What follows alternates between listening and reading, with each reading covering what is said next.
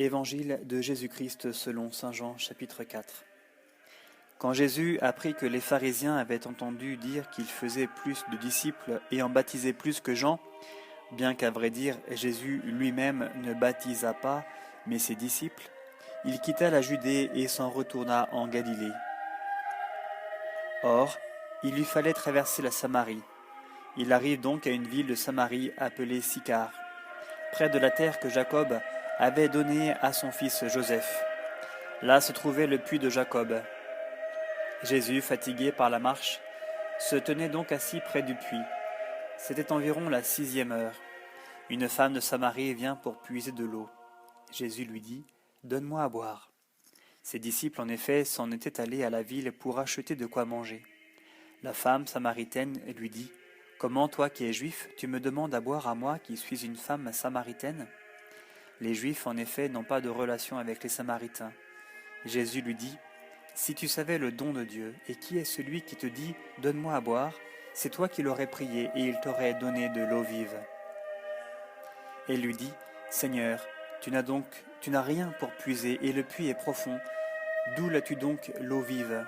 Serais-tu plus grand que notre père Jacob, qui nous a donné ce puits et y a bu lui-même, ainsi que ses fils et ses bêtes ? » Jésus lui répondit : « Quiconque boit de cette eau aura soif à nouveau. Mais qui boira de l'eau que je lui donnerai n'aura plus jamais soif. L'eau que je lui donnerai deviendra en lui source d'eau jaillissant en vie éternelle. » La femme lui dit : « Seigneur, donne-moi cette eau afin que je n'ai plus soif et ne vienne plus ici pour puiser. » Il lui dit : « Va, appelle ton mari et reviens ici. » La femme lui répondit : « Je n'ai pas de mari. » Jésus lui dit : « Tu as bien fait de dire : Je n'ai pas de mari, car tu as eu 5 maris, et celui que tu as maintenant n'est pas ton mari. En cela tu dis vrai. » La femme lui dit : « Seigneur, je vois que tu es un prophète. Nos pères ont adoré sur cette montagne, et vous, vous dites : c'est à Jérusalem qu'est le lieu où il faut adorer. » Jésus lui dit : « Crois-moi, femme, l'heure vient, où ce n'est ni sur cette montagne, ni à Jérusalem, que vous adorerez le Père. Vous adorez ce que vous ne connaissez pas. Nous adorons ce que nous connaissons, car le salut vient des Juifs. Mais l'heure vient, et c'est maintenant, où les véritables adorateurs adoreront le Père en esprit et en vérité, car tels sont les adorateurs que cherche le Père. Dieu est esprit, et ceux qui adorent, c'est en esprit et en vérité qu'ils doivent adorer. » La femme lui dit : « Je sais que le Messie doit venir, celui qu'on appelle Christ. Quand il viendra, il nous expliquera tout. » Jésus lui dit : « Je le suis, moi qui te parle. » Là-dessus arrivèrent ses disciples, et ils s'étonnaient qu'il parlât à une femme. Pourtant, pas un ne dit : « Que cherches-tu ? » ou « De quoi lui parles-tu » ? La femme alors laissa là sa cruche, courut à la ville et dit aux gens : « Venez boire un homme qui m'a dit tout ce que j'ai fait. Ne serait-il pas le Christ ?» Ils sortirent de la ville et ils se dirigeaient vers lui. Entre-temps, les disciples le priaient en disant : « Rabbi, mange !» Mais il leur dit : « J'ai à manger un aliment que vous ne connaissez pas. » Les disciples se disaient entre eux : « Quelqu'un lui aurait-il apporté à manger ?» Jésus leur dit : « Ma nourriture est de faire la volonté de celui qui m'a envoyé, et de mener son œuvre à bonne fin. Ne dites-vous pas : encore 4 mois et vient la moisson ? Eh bien je vous dis, levez les yeux et regardez les champs, ils sont blancs pour la moisson.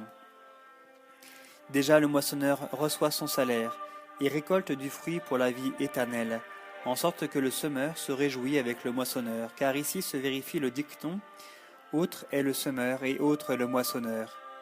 Je vous ai envoyé moissonner là où vous ne vous êtes pas fatigués. D'autres se sont fatigués, et vous, vous héritez de leur fatigue. » Un bon nombre de Samaritains de cette ville crurent en lui à cause de la parole de la femme qui attestait : « Il m'a dit tout ce que j'ai fait. » Quand donc ils furent arrivés près de lui, les Samaritains le prièrent de demeurer chez eux. Il y demeura 2 jours, et ils furent bien plus nombreux à croire à cause de sa parole. Et il disait à la femme : « Ce n'est plus sur tes dires que nous croyons, nous l'avons nous-mêmes entendu, et nous savons que c'est vraiment lui le Sauveur du monde. » Après ces 2 jours, il partit de là pour la Galilée. Jésus avait en effet témoigné lui-même qu'un prophète n'est pas honoré dans sa propre patrie. Quand donc il vint en Galilée, les Galiléens l'accueillirent ayant vu tout ce qu'il avait fait à Jérusalem lors de la fête, car eux aussi étaient venus à la fête. Il retourna alors à Cana de Galilée, où il avait changé l'eau en vin, et il y avait un fonctionnaire royal dont le fils était malade à Capharnaüm. Apprenant que Jésus était arrivé de Judée en Galilée, il s'en vint le trouver et il le priait de descendre guérir son fils, car il allait mourir. Jésus lui dit, « Si vous ne voyez des signes et des prodiges, vous ne croirez pas. » Le fonctionnaire royal lui dit, « Seigneur, descends avant que ne meure mon petit enfant. » Jésus lui dit, « Va, ton fils vit. » L'homme crut à la parole que Jésus lui avait dite et il se mit en route. Déjà il descendait quand ses serviteurs, venant à sa rencontre, lui dirent que son enfant était mort. Il s'informa auprès d'eux de l'heure à laquelle il s'était trouvé mieux. Ils lui dirent, « C'est hier, à la 7e heure, que la fièvre l'a quitté. » Le père reconnut que c'était l'heure où Jésus lui avait dit, « Ton fils vit. » Et il crut, lui avec sa maison tout entière. Ce nouveau signe, le second, Jésus le fit à son retour de Judée en Galilée.